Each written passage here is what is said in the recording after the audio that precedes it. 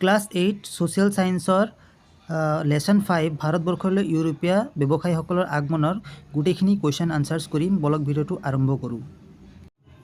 প্ৰথম কুৱেশ্যনত সুধিছে British East India company কিমান খ্ৰীষ্টাব্দত প্ৰতিষ্ঠা হৈছিল? 1600 খ্ৰীষ্টাব্দত। নেক্সট কুৱেশ্যনত সুধিছে ভাৰতবৰ্ষলৈ অহা জলপথ পোনতে কোনজন নাবিকে আৱিষ্কাৰ কৰে? উত্তৰটো হ'ব ভাস্কো দা গামাই। নেক্সট কুৱেশ্যন সুধিছে ওলন্দাজসকলে ভাৰতবৰ্ষৰ কোন ঠাইত প্ৰথম দুৰ্গটো সাজে? ইয়াৰ উত্তৰটো হ'ব পুলিকটত। নেক্সট কুৱেশ্যন সুধিছে দ্বিতীয় চাৰ্লছে বোম্বাই, বৰ্তমান যিটো মুম্বাই হয়, কাক লিজত দিছিল? ইয়াৰ উত্তৰ হ'ব ব্ৰিটিছ ইষ্ট ইণ্ডিয়া কোম্পানীক। নেক্সট কুৱেশ্যন সুধিছে কোনে ব্ৰিটিছ ইষ্ট ইণ্ডিয়া কোম্পানীক ফৰমান জাৰি কৰিছিল? ইয়াৰ উত্তৰ হ'ব মোগল সম্ৰাট ফাৰুক হোছিয়াৰে। তোমালোকক এটা সৰু ৰিকুৱেষ্ট কৰোঁ, প্লিজ চেনেলটো ছাবস্ক্ৰাইব কৰি দিবা আৰু ভিডিঅ'টো লাইক কৰি দিয়া তেনেকুৱা ভিডিঅ' পাই থাকিবৰ কাৰণে। তো নেক্সট কুৱেশ্যনত সুধিছে ক অংশৰ পৰা খ অংশ মিলোৱা। তো ক খ ইয়াত মই মিলাই থৈছোঁ, তুমি ভিডিঅ'টো পজ কৰি লিখি লোৱা। আৰু ব'লা নেক্সট কুৱেশ্যনত যাওঁ। নেক্সট কুৱেশ্যন খালী ঠাই পূৰ কৰা। ব্ৰিটিছ ইষ্ট ইণ্ডিয়া কোম্পানীয়ে 1600 খ্ৰীষ্টাব্দত ৰাণী প্ৰথম এলিজাবেথৰ পৰা প্ৰাচ্য দেশৰ লগত ব্যৱসায় বাণিজ্য কৰিলে ৰাজকীয় অনুমতি পাইছিল। নেক্সট কুৱেশ্যনত দিছে নিয়ন্ত্ৰণকাৰী আইনৰ দ্বাৰা দেশৰ অৰ্থনৈতিক কাম কাজ চৰকাৰৰ নিয়ন্ত্ৰণাধীন কৰা হয়। গত কৈছে 1661 খ্ৰীষ্টাব্দত দ্বিতীয় চাৰ্লছে বোম্বাই ইষ্ট ইণ্ডিয়া কোম্পানীক লিজাত দিছিল। নেক্সট কুৱেশ্যনত দিছে 1617 খ্ৰীষ্টাব্দত মোগল সম্ৰাট ফাৰুক হোছিয়াৰে ইষ্ট ইণ্ডিয়া কোম্পানীক ব্যৱসায় কৰিবলৈ ফৰমান বা অনুমতি প্ৰদান কৰে। তাত এইটো কৈছে পণ্ডিচেৰী ফৰাচীসকল মুখ্য কাৰ্যালয় আছিল। এইটো বানানটো অকণ ভুল হৈ গ'ল টাইপিং কৰোঁতে, তোমালোক মিলাই ল'ব, এইটো আছিল হ'ব। নেক্সট কুৱেশ্যনত কৈছে সত্য অসত্য বিচাৰ কৰা। কটো তোমাৰ হ'ব অসত্য, খ হ'ব অসত্য, গ হ'ব অসত্য, ঘ হ'ব সত্য, গ হ'ব সত্য। দলত আলোচনা কৰি টোকা প্ৰস্তুত কৰা। ইউৰোপীয় বাণিজ্য গোষ্ঠীৰ ভাৰতবৰ্ষৰ আগমনৰ কাৰণ? উত্তৰটো হৈছে ভাৰতৰ মছলা, সূতা, কাপোৰ আদিৰ ইউৰোপৰ বজাৰত প্ৰচুৰ চাহিদা আছিল।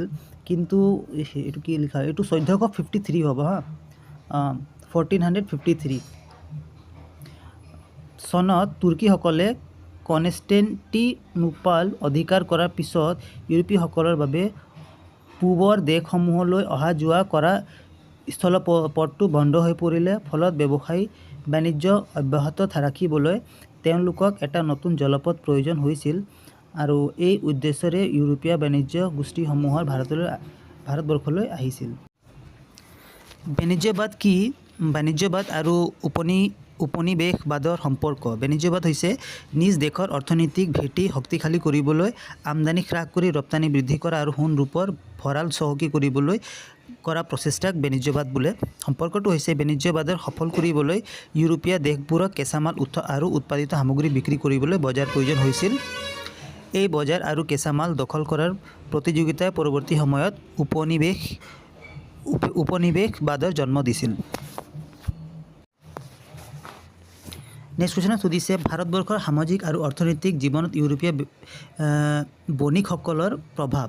অৰ্থনৈতিক প্ৰভাৱ। ইউৰোপীয় বণিকসকলৰ আগমন ভাৰতৰ থলুৱা কুটীৰ শিল্প আৰু বস্ত্ৰ শিল্পসমূহ ধ্বংস কৰি পেলাইছিল। ভাৰতীয় ধন সম্পত্তি ইউৰোপলৈ বোৱাই লৈ যোৱা হৈছিল। নেক্সট পইণ্টত দিছে সামাজিক প্ৰভাৱ। ভাৰতীয় সমাজত পাশ্চাত্য শিক্ষা আৰু সংস্কৃতি প্ৰসাৰ ঘটিছিল। মোগল সাম্ৰাজ্যৰ কেন্দ্ৰীয় শক্তি হ্ৰাস পোৱাৰ লগে লগে সমাজত নতুন এক মধ্যবিত্ত শ্ৰেণী সৃষ্টি হৈছিল। নেক্সট কুৱেশ্যন সুধিছে ব্ৰিটিছসকলৰ অহাৰ পূৰ্বে ভাৰতত থকা কুটীৰ শিল্প তালিকা লিখা। এইখিনি মই তালিকা লিখি দিছোঁ, তোমালোকে ভিডিঅ'টো পজ কৰি লিখি লোৱা, নহ'লে স্ক্ৰীনশ্বট মাৰি লোৱা। নেক্সট কুৱেশ্যনত সুধিছে 17 শতিকাৰ শেষ আৰু 18 শতিকাৰ আৰম্ভণি কালছোৱাত ভাৰতবৰ্ষৰ ইতিহাস এক দিক নিৰ্ণয়কাৰী ভূমিকা লৈছিল, ব্যাখ্যা কৰা। এইটো ব্যাখ্যা কৰিব দিছে, এইখিনি মই ধুনীয়াকৈ ব্যাখ্যা কৰি লিখি দিছোঁ। তোমালোক ভিডিঅ'টো পাউজ কৰি লাহে লাহে লিখি থাকা আৰু ধুনীয়াকৈ পঢ়া এইখিনি।